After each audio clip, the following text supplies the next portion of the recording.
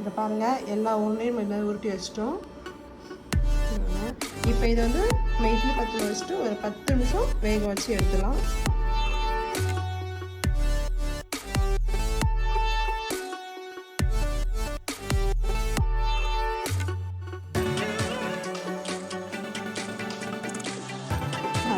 Cup soap kitchen இன்றைக்கி என்ன சேர்த்து பார்த்தீங்கன்னா பருப்பு உருளைக்கிழங்கு தான் சேர்க்குறோம்.